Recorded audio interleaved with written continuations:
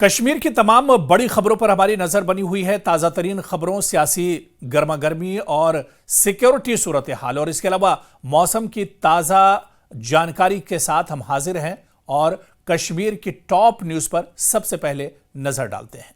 और इस वक्त बड़ी खबर आपको बता दें, पहली बड़ी खबर उधमपुर से आ रही है, जहां पर सेना सर्च ऑपरेशन चला रही है। बसंतगढ़ के धरनी टॉप इलाके में सेना ने यह ऑपरेशन शुरू किया है।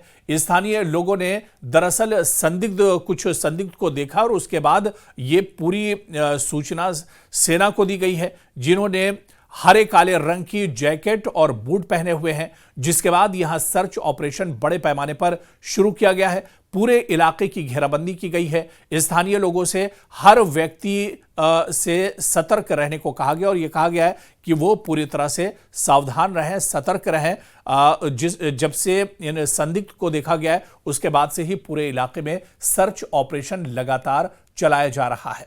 तो बड़ी खबर इस वक्त जो मिल पा रही है वो उधमपुर से है, जहां पर सेना और आर्मी के जो जवान हैं, सिक्योरिटी फोर्सेस लगातार सर्च ऑपरेशन चला रही है। हर आने जाने वाले पर नजर रखी जा रही है। बसंतगढ़ का धरनी टॉप का दरअसल ये इलाका है और अक्सर जो आतंकी या जो दहशतगर्द हैं वो ऊंची पहाड़ी और जो जंगल के इलाके हैं उनका सहारा लेते हैं और एक बार फिर से इस इलाके को टारगेट किया गया और यहां पर कुछ संदिग्ध देखे गए। जब तक इन संदिग्ध की तलाश नहीं हो जाती है, इन संदिग्ध के बारे में कोई जानकारी नहीं मिल जाती है, तब तक ये ऑपरेशन एक तरह से चलता रहेगा। बड़े पैमाने पर यह ऑपरेशन चलाया जा रहा है, जहां पर हर आने जाने वाले पर नजर रखी जा रही है। इसके अलावा स्थानीय लोगों से कहा गया है कि वो भी हर आने जाने वाले पर नजर रखें, सतर्क रहें, अलर्ट रहें।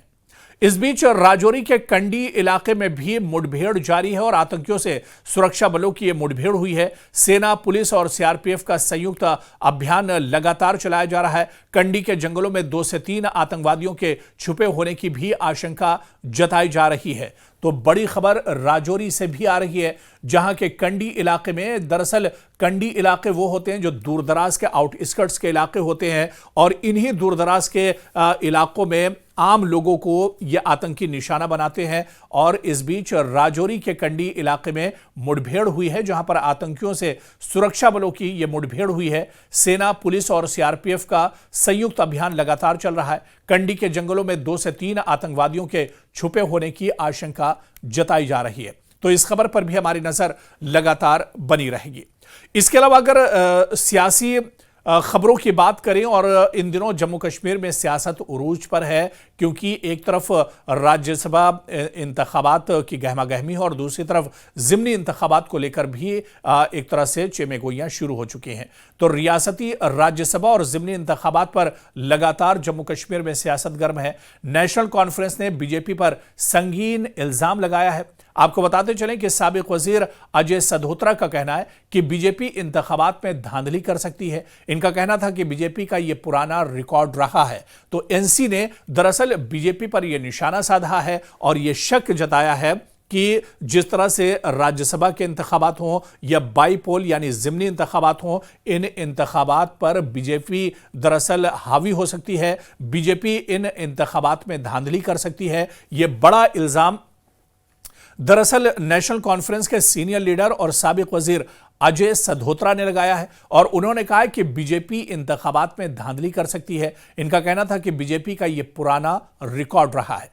तो दूसरी तरफ बीजेपी ने इसका जवाबी कार्रवाई की है और जवाबी बयान बीजेपी की तरफ से आया है, जहां पर बीजेपी के लीडर विक्रम सिंह रंधावा ने नेशनल कॉन्फ्रेंस पर पलटवार करते हुए कहा कि उमर अब्दुल्ला की हुकूमत हर महाज पर नाकाम रही है, इसीलिए नेशनल कॉन्फ्रेंस के लीडर झूठे इल्जामात लगा रहे हैं। यानी बीजेपी ने इस पर पलटवार करते हुए एक तो सिरे से इसे खारिज कर दिया और इसके अलावा रंधावा ने कहा कि नेशनल कॉन्फ्रेंस के लीडर झूठे इल्जामात लगातार लगाते रहते हैं और उमर अब्दुल्ला की हुकूमत दरअसल हर महाज पर नाकाम है। उमर अब्दुल्ला से हुकूमत संभल नहीं रही है।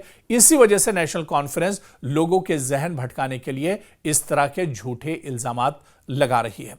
और इसके अलावा आपको बता दें कि बीजेपी की तरफ से एक बड़ी खबर आई है कि बीजेपी तमाम राज्यसभा सीटों पर अपने उम्मीदवार उतारेगी। जी हां, जम्मू कश्मीर की 4 राज्यसभा की सीटों पर इंतखाबात होने वाले हैं और इसमें बीजेपी की तरफ से यह दावा किया गया है कि बीजेपी 4 की 4 सीटों पर अपने उम्मीदवार उतारेगी।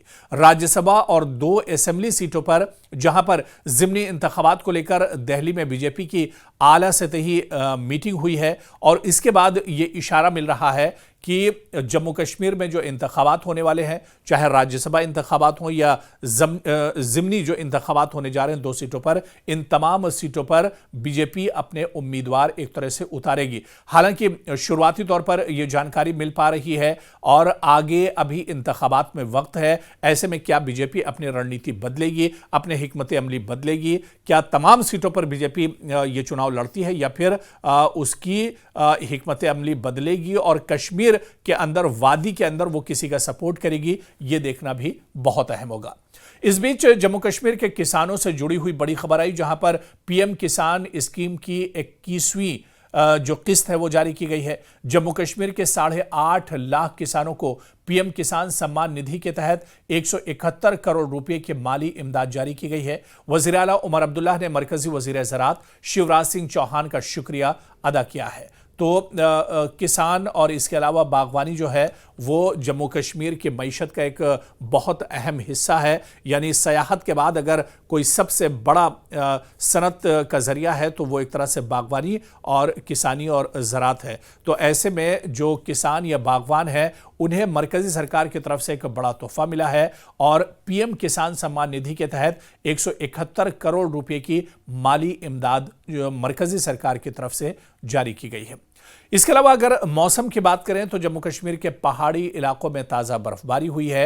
रियासत के कई इलाकों में ताज़ा बर्फबारी से मौसम सर्द हो गया है, यानी जो तापमान है उसमें गिरावट दर्ज की गई है। खासतौर से गुलमर्ग में सयाहों ने स्नो स्कीइंग का भरपूर लुत्फ उठाया और पूरा इलाका सयाहत के लिए अब एक तरह से मरकज बन गया है। और ये कहा जाता है कि शुरुआती जो पहली बर्फबारी होती है जम्मू कश्मीर में, उसका शिद्दत से इंतजार किया जाता है। हालांकि अब जम्मू कश्मीर में बर्फबारी का दौर शुरू हो चुका है। खासतौर से जो पहाड़ी और ऊपर के इलाके हैं यहां पर लगातार बर्फबारी हो रही है और पूरे के पूरे इलाके एक तरह से सफेद चादर से ढक से गए हैं। और ऐसे में सिर्फ सयाही नहीं बल्कि जो इलाके के लोग हैं, जो आम लोग हैं, उनके चेहरे भी एक तरह से खिल उठे हैं, क्योंकि सयाहत में भी अब इससे एक तरह से बढ़ोतरी होगी। बड़े पैमाने पर जो टूरिस्ट हैं वो कश्मीर का रुख करेंगे और दूसरी तरफ बागवानी और ज़राअत से जुड़े हुए जो किसान हैं वो भी अब इस बर्फबारी का इंतज़ार कर रहे थे। तो ऐसे में अब उनका इंतज़ार भी